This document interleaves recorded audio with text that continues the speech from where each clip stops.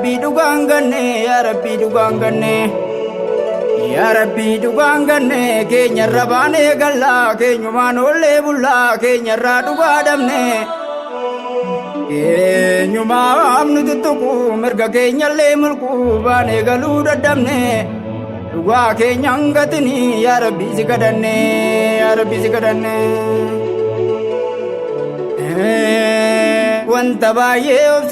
wanta baay'ee obsine waan baay'ee dabarsine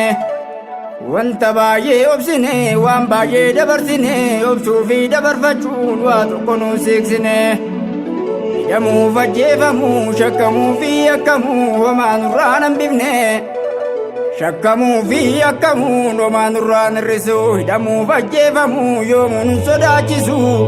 qabsuuf kaayyoo keenyarraa duubatti nun deebisu kaayyoon kaleessaayyuuf goota keenya mancaafte kaayyoon kaleessaayyuuf goota keenya mancaafte kan qabsaayaaf qabsooftu meeqa kan biyyaa baafte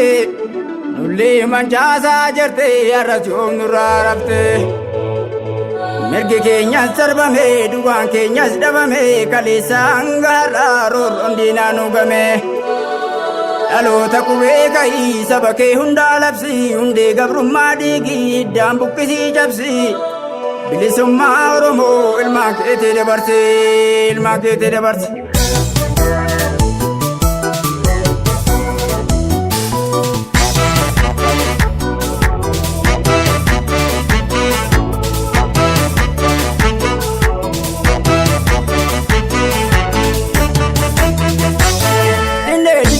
Amalee dinee dida ontaanoo taane hunda dinee dida ontaanoo taane dedu daboo meedhaan fida akka galee kanuun geendagee sinaa kennan beeynallee gabroon nuu warralee beetokkummaa saba koo beetokkummaa Oromoo koo tokkummaa adda tummatu tokkummaa dhaboodhatu gabroon seedurumaa akka falminaa erga keenya mormina dhugaa keenya danqina dhugaan Oromoo har'allee bakka dhabdu Oromoo galmaan dhabdu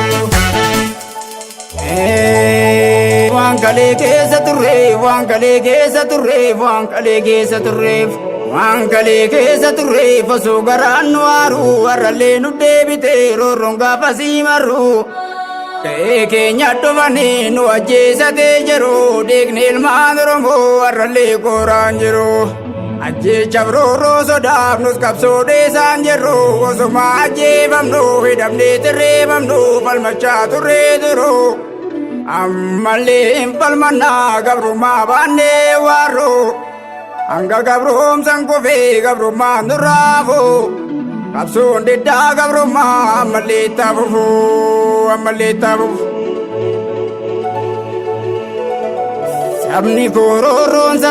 sabni kororoon sarmuu deenaaf hin doorsifamu sabni kororoon sarmuu deenaaf hin doorsifamu wayyuu fi goota qabaa karoorroo diinaa falmu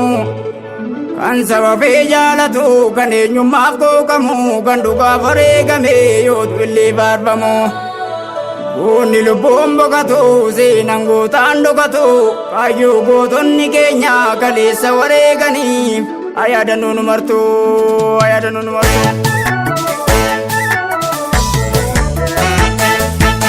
Kone dhufa dabareen kun nu dhufa dhoobeen dhufu dhumiidhuuf nutti dhufa